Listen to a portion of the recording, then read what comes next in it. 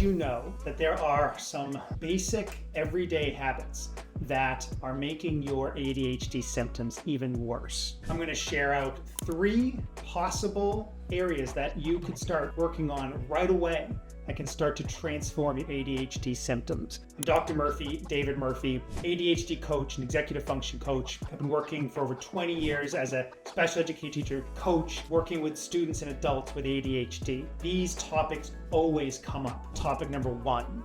It's pretty basic. Sleep hygiene, sleep habits. You will find that by claiming consistent sleep routines, that your anxiety can decrease, your well-being will increase, and your ability to focus and manage the day would change significantly in some cases. Studies show that 75% of adults reportedly deal with sleep issues or sleep difficulties. This can significantly exacerbate the symptoms of ADHD and make your journey of managing this condition even harder. So it's extremely important when you think about the priorities of life to get disciplined if possible, right? With consistent sleep patterns. Pick a goal, pick a time frame to get to bed, and then develop really clear strategies for yourself that can really be a game changer. For example, one of our clients, Sarah, she was really struggling as a college student to get things done because she was becoming a night owl. And so her evenings were getting later and later into the early mornings. And she really started to find herself with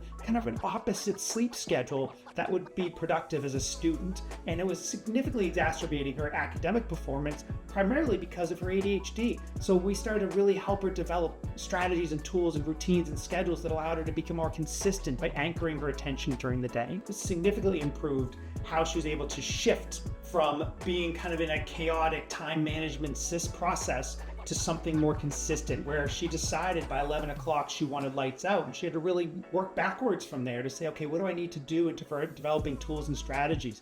For example, just deciding on a bedtime routine was extremely transformative for her. Limiting caffeine and screen time before bed became transformative as well. So, and I think maybe a third one is really trying to develop some relaxation techniques, whether it's mindfulness practices or just listening to really relaxing music before bed to really decrease the chatter of thought, but also lower the stress, lower the anxiety, lower the emotions to help transition into sleep mode. Tip number 2, diet. What we put in our body can exacerbate the symptoms of attention and focus and mood. And so it's extremely important when you're looking at a holistic treatment plan to manage ADHD is to become really accountable and honest around the food I put in and how it provides for me and helps promote my well-being throughout the day and increases my attention and focus. This is a tough topic, but it can start with just the recognition that poor diet can translate into poor attention, poor focus, increased anxiety and stress as I try to figure out how to manage ADHD without the proper nutrition. Experts would agree, and there's various studies that show that what I put in my body, whether it's protein in the morning, right, cutting out sugar throughout the day, and developing some type of restricted diet that allows me to minimize and even eliminate certain foods that become inflammatory in my body and really kind of force my body to have to work even harder to manage those chemicals or those processed foods in my system, and how that can then lead into increased challenges when it comes to sustained attention and focus and mood regulation. So it's a great place to start, especially if you're not doing medication. But if you're working on your sleep and you're working on your diet, you're gonna see profound changes. It's not easy, but it's definitely worth it. Here's a few suggestions. One is try omega-3 fatty acids consistently. They're found in fish, and this can be transformative as a supplement in improving attention and mood regulation during the day. Another one is whole grain foods can help stabilize blood sugar and consistent energy levels. Try that consistently. And this is a great one. Avoid sugar. Start that in the morning. Black coffee.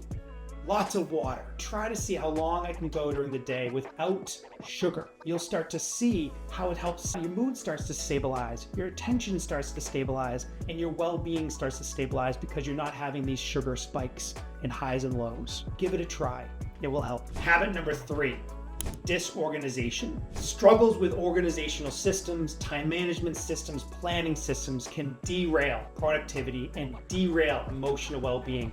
Just imagine how Bringing order to this chaos can start to create predictability and rhythm and well-being. So it's important to see this as a top priority, that if I can manage, if I can regulate, if I can take hold of, can be transformative in helping to support my ADHD symptoms. For example, Mark, a young professional we worked with, entering the workforce, didn't really have these systems in place. Bright, capable, was definitely where he belonged professionally, given his passions and interests, but he was falling behind on deadlines, falling behind on due dates, falling behind on benchmarks related to his work responsibilities because he didn't have those systems in place, and it was overwhelming. And he was dealing with reprimands and repercussions of that from his peers and his employers. So extremely important to understand the initial impact, but also the global impact that that can have on your well-being, personal life, and professional life. And studies would back this up. I mean, UPenn, for example, did this study where they found that building in organizational systems for students, like young adults in college, it had a 45% reduction in stress and missed due dates. Just think of that. A few tips to keep in mind. One is, some people have said, well, I've tried a planner, didn't work. I've tried a calendar, doesn't work.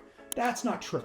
It's the consistent use of tools and strategies and resources, and consistently using them can allow you to get better and better and better. So use something like Trello, use something like Google Calendar to help facilitate this transition into more of an organized process to manage due dates, manage expectations, manage ADLs, the activities of daily living, grocery shopping, for example. Another one is, this is harder, but if I have a planner process, if I have a calendar, then it gets better at breaking assignments into manageable parts. It's extremely rewarding and I guess life fulfilling when I can successfully do that, right? Something's coming up on Friday and it's Monday. How do I break that project into manageable parts? Like, I can't just wing that. I don't have the skills to do that. I don't have the executive function to do that. So I need a planner-like system. I need a calendar-like system to anchor my attention and break those things down in manageable parts, and it allows me to be more successful. And also, try out daily reminders. Daily reminders are a great tool or strategy. You can use that on Google Keep. You can use that on your iPhone. You can use that on any smart device, in your phone, even on your smartwatch, to create reminders for yourself to allow you to track priorities and set timers when you're going to be home at 3 o'clock and you want to remind you to do something when you walk in the door. That can be really valuable. In conclusion, you think about these 3 habits that we sometimes ignore. We just kind of go through the day-to-day thinking that this ADHD symptom, I'll be able to fix that with just medication. Yeah, but there's so many other effective ways that we can improve our focus, improve our mood, improve our performance, improve our balance in life. And I hope this video has helped you to really become more aware and even maybe become accountable to yourself and what you're going to do to turn those areas around and turn them into strengths, not weaknesses. I hope this helps. All the best.